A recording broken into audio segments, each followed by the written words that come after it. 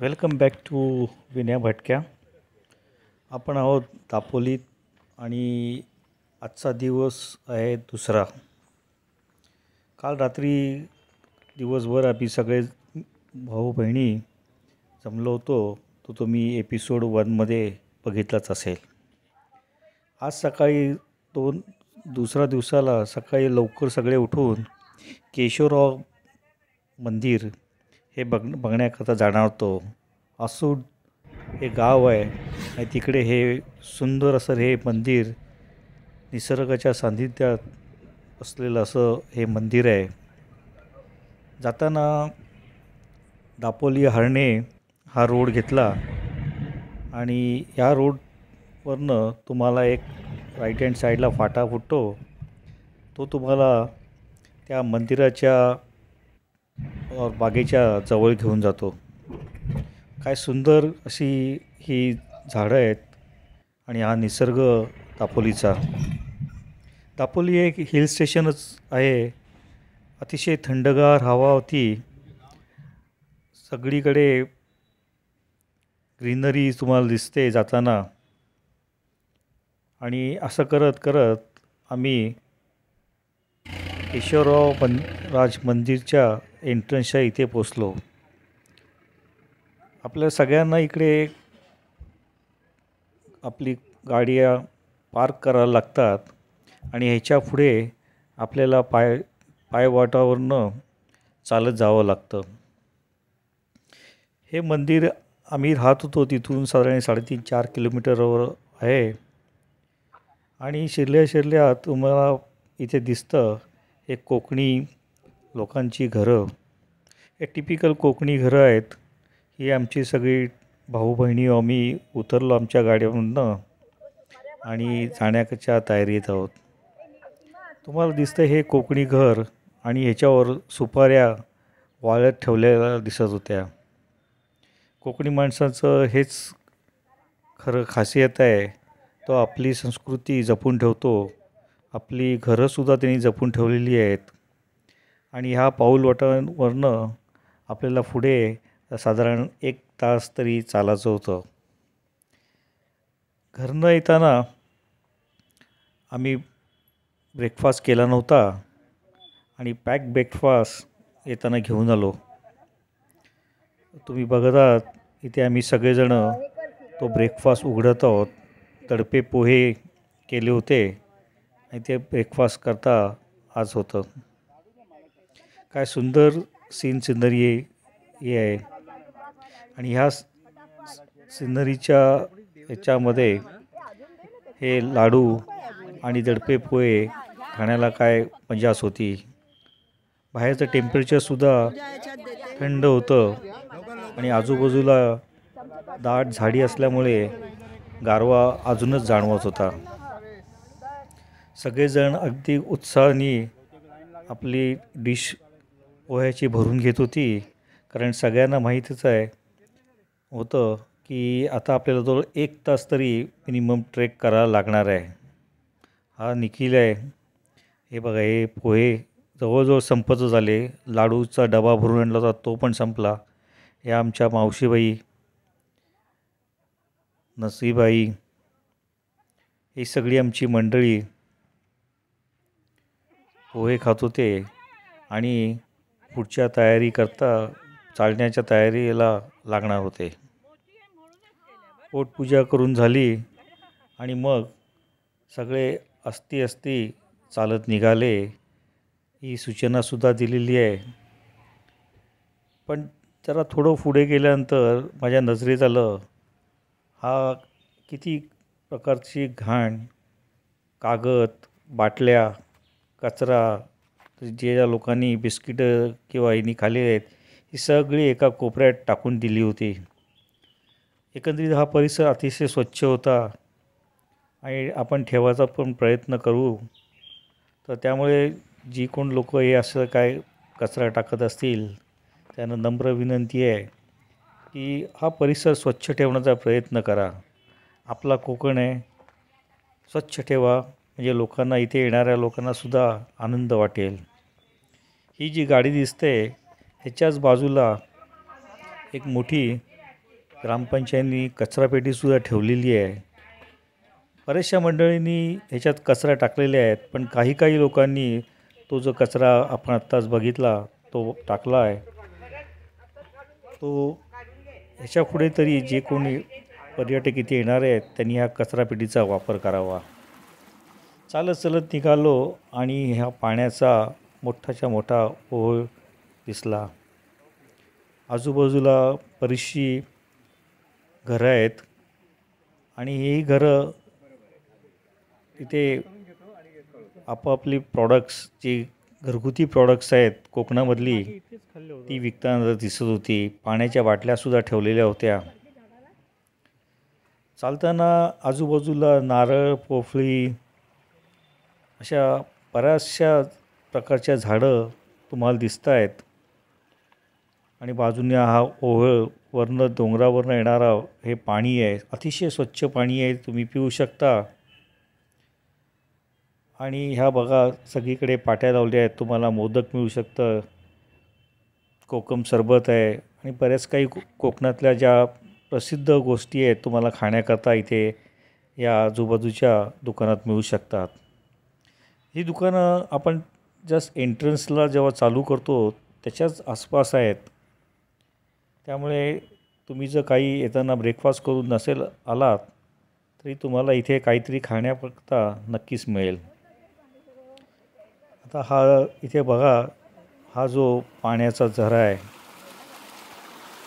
किती सुंदर असं हे पाणी, स्वच्छच्या स्वच्छ पाणी आणि वेगाने वाहत वरनं येतं आहे.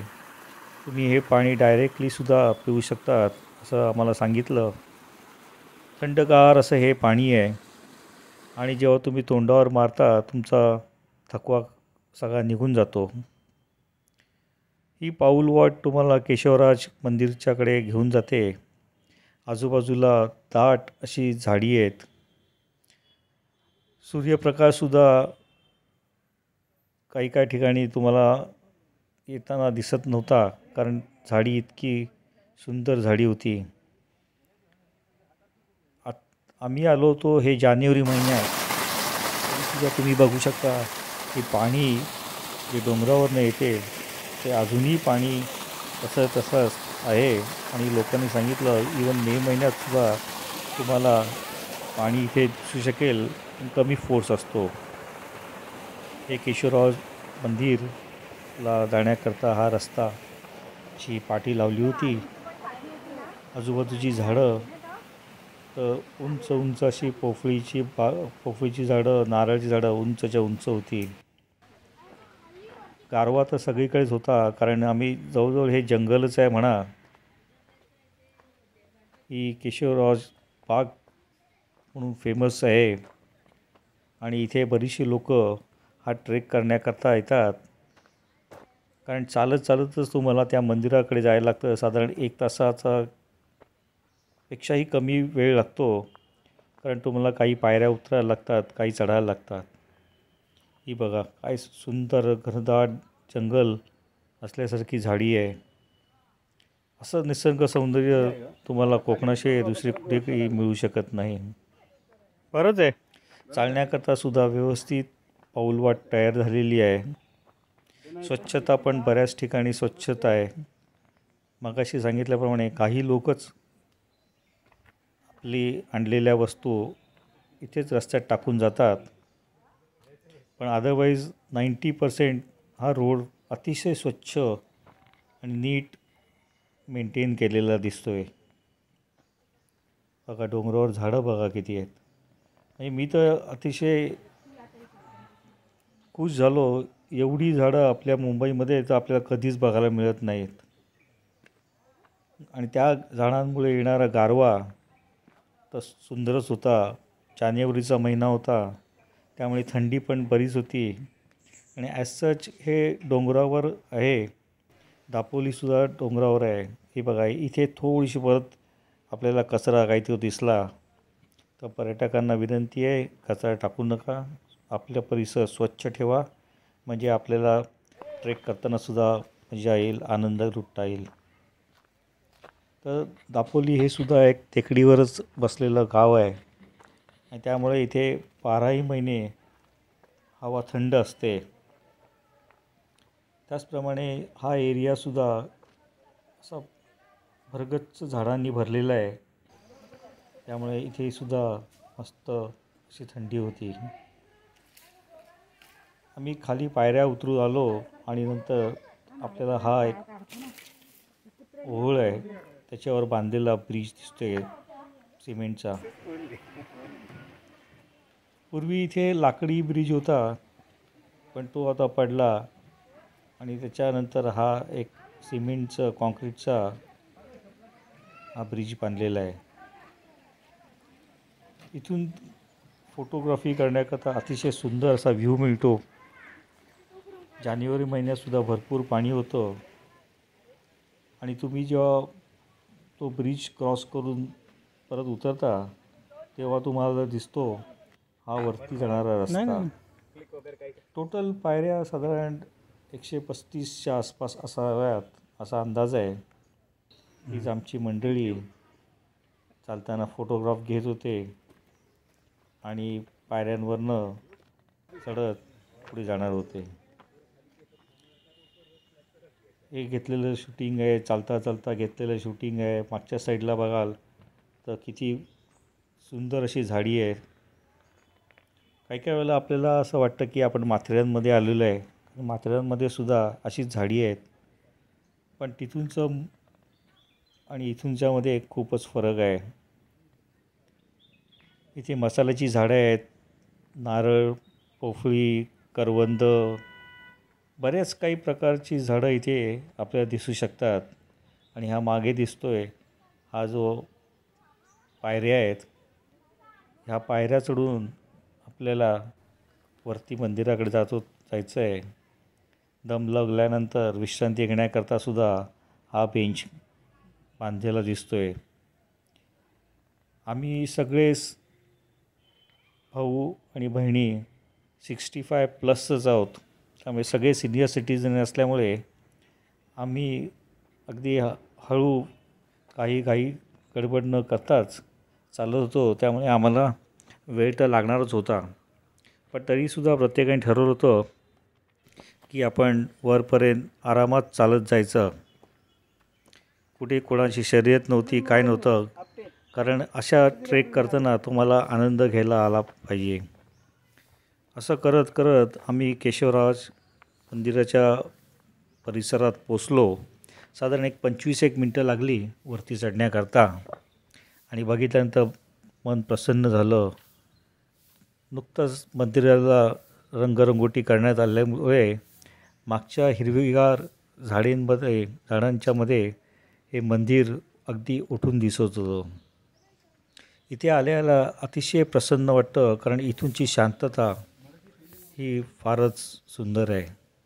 हे मागे दिसतं आहे छोटंसं प्रवेशद्वार आहे आणि ह्या प्रवेशद्वारा वाकून तुम्हाला मंदिरात प्रवेश करावा लागतो. काय इन्स्ट्रक्शन्ससुद्धा लिहिलेले आहेत. डाव्या साईडला तिथे एक छोटंसं गणपतीचं पण मंदिर आहे.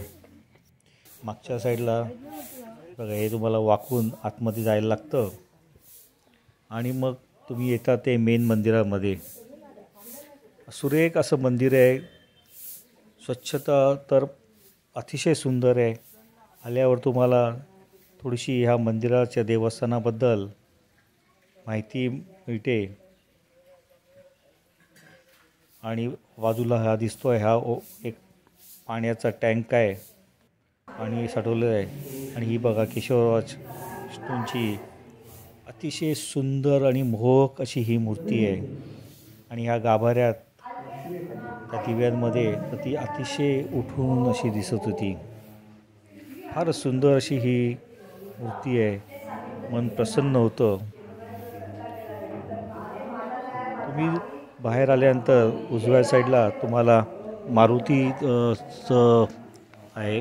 उजव्या साईडला दरवाजाच्या वरती गणपती आहे आणि आता लेफ्ट साईडला हा गरुडाचा मूर्ती आहे.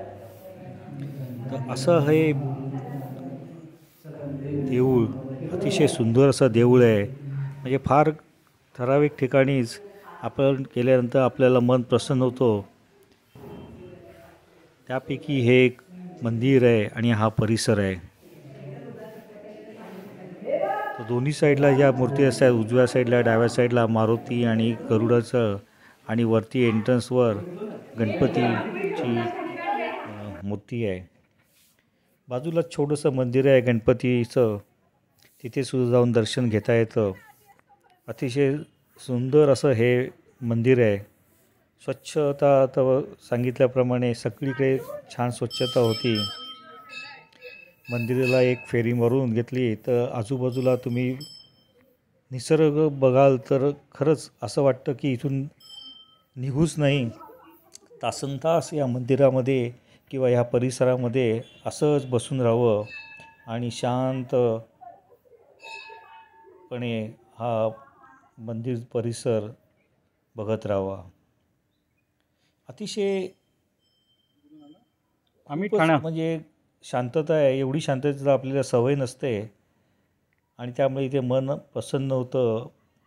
मग किती वेळा असं वाटतं की आपण इथून निघूच नाही आणि शांतपणे ध्यानस्थ होऊन इथे बसावं, मूर्तीकडे बघत राहावं. कारण मूर्ती पण इतकी सुंदर आणि रेखीव मूर्ती आहे. हे मंदिरचा परिसर आहे हा. आणि हे गायमुखच्या ह्याच्यातनं पाणी येतं, वरतून झरे आहेत, त्या झऱ्यांमधनं हे पाणी अतिशय स्वच्छ थंडगार पाणी येतं. हे आमचे टीमचेच मेंबर आहेत, शेखर साहेब. प्रत्येकाला ह्या इथूनचं पाणी प्यावंसं वाटतं आणि आपल्या अंगावर थोडंसं शिंपडून फ्रेश होण्याचं होतं. असं करत आम्ही आमचं मंदिराचं दर्शन घेऊन आम्ही खाली उतरायला सुरुवात केली. हा दिसतोय हा परत पायऱ्या उतरून जाण्याचा रस्ता होता. बघा काय सुरेख दिसतंय वरनं हा रस्ता, पाऊलवाटी. आणि हा समोर दिसतोय तुम्हाला हा कॉन्क्रीटचा ब्रिज आहे. सुरेख असा हा ब्रिज आहे. पण बरेचसे लोक म्हणतात पूर्वी लाकडाचा जो ब्रिज होता त्या लाकडी ब्रिजच्या ह्याच्यावरच गारंबीचा बापू कादंबरीमुळे अजरामर झाला आहे. हाच तो लाकडी पूल जो आता नाही आहे. नंतर श्रीनाथ पेंडसे यांनी या परिसरात डोळ्यासमोर ठेवून गारंबीचा बापू ही कादंबरी लिहिली, तोच हा परिसर आहे. गारंबीचा बापू या चित्रपटाचे चित्रीकरण देखील या परिसरातील लाकडी पुलापासून ते नारळी पोफळीच्या बागेपर्यंत झालेला आहे. तर असा हा परिसर आणि ही गारंबीचा बापू ही श्रीनाथ पेंडसे साहेबांनी लिहिलेली आणि त्याच्यावर आधारित हा गारंबीचा बापू चित्रपट आला आणि त्याचं सर्व चित्रीकरण ह्याच परिसरात झालं. त्यामुळे हा परिसर अतिशय फेमस झालेला आहे. बरीचशी मंडळी इथे येतात, पण त्या पिक्चरच्या किंवा कादंबरीमुळे नाही, पण तुम्ही इथे आल्यानंतर तुमचं मन नक्कीच प्रसन्न होतं. मागे बघा किती सुंदर अशी झाडी आहेत. हा आमचा निखिल आणि माझी बहीण नूतन हे सुद्धा असती चालत आलेले आहेत. पुढे आल्यानंतर काही दुकानं आहेत, तिथे तुम्हाला कोकणी पदार्थ, घरगुती पदार्थ ठेवलेले दिसत आहेत.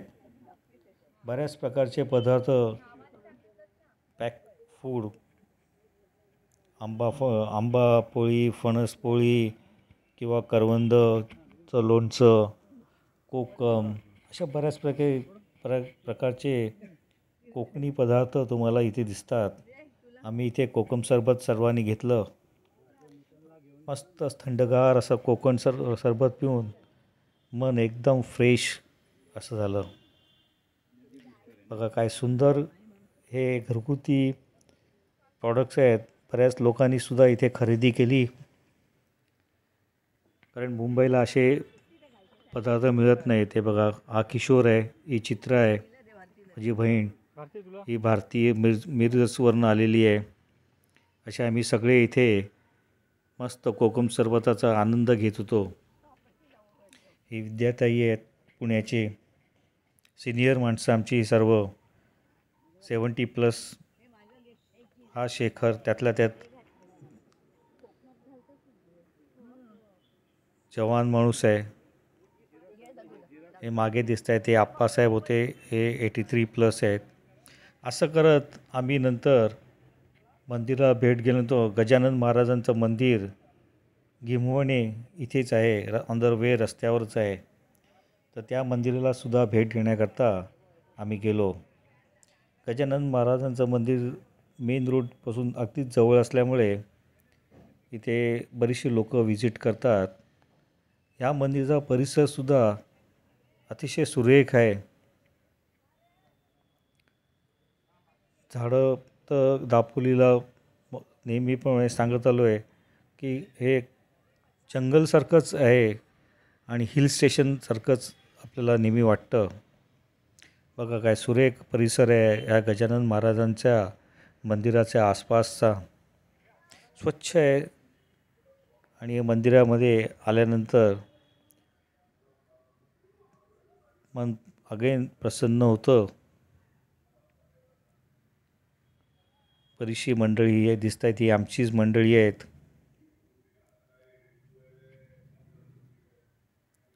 छान असं हे मंदिर आहे. तर तुम्ही जर केशवराज बागेवरनं परत दापोलीला येणार असाल तर या मंदिराला जरूर भेट द्या. 10-15 मिनटं आरामात इथे तुम्ही बसू शकता आणि मंदिर हे ऑन द वेच असल्यामुळे तुम्हाला इथे सहज पोचता येईल. हे बघा, हे प्रसाद देण्याकरता आले आणि हा प्रसाद घेतला. छान आहे मंदिर आहे. एक 5-10 मिनटं बसून थकवा निघून जातो. हे बघा किती छान आहे.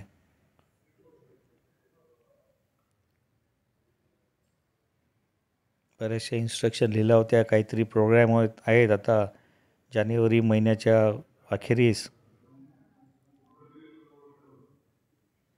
असं करत दुसऱ्या दिवसाचा पहिला हाफ आमचा केशवराज मंदिर आणि नंतर गजानन महाराजांचं मंदिर बघून आम्ही घरी दुपारच्या जेवणाकरता आलो. तर जेवणाची तयारी माझी बहीण आणि तिच्याबरोबर असलेला स्टाफ हे करतच होता. कोलंबीची खिचडी, गरमागरम कोलंबीची खिचडी केली होती एवढ्या लोकांकरता. नंतर ही हर्णे बंदरवरनं आणलेली पापलेट फ्राय, सगळ्यांना एक मोठमोठी पापलेट होती खाण्याकरता. बघा केवढी मोठीच्या मोठी पापलेट आहेत. हे हर्णे बंदरावरनं आणली होती. इथे हे पापड तळून तयार आहेत. बेत तर झकास होता दुपारच्या जेवणाचा. दुसऱ्या दिवशी आता प्रत्येकजण जेवायला सुरुवात करत होतं, त्यामुळे ही मोठ्या भांड्यातून खिचडी, कोलंबीची खिचडी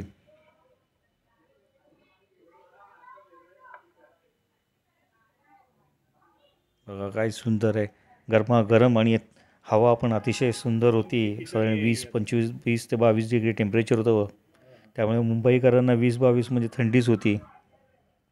आणि या थंडीमध्ये असे गरमागरम कोलंबीची खिचडी आणि हे तळलेले फ्रेश असे पापलेट काय 2 दिवस खाण्याची चंगळ होती. कालसुद्धा सुरमई होती, कारली होती, तळलेली कालवण, गरम भात, चपाती आणि आज ही मोठमोठाली पापलेट. सुरमई नाही तर पापलेट आणि कोलंबीची खिचडी आणि त्याच्याबरोबर कोकम सार होतं. सोलकढी जे म्हणतो आपण, ही सोलकढी पण होती. तर असा आमचा दुसरा दिवसाचा पहिला हाफ संपला. नंतर संध्याकाळी आम्ही परत फिरायला जाणार आहोत. त्याचा पण एपिसोड तुम्हाला नक्कीच बघायला येईल. तर हा एपिसोड तुम्हाला कसा वाटला हे नक्कीच सांगा.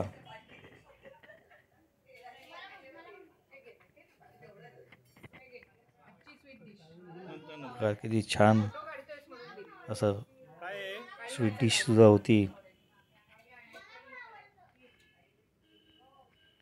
ही जेवणाची सगळेजण जेवणाला तयार झालेले आहेत.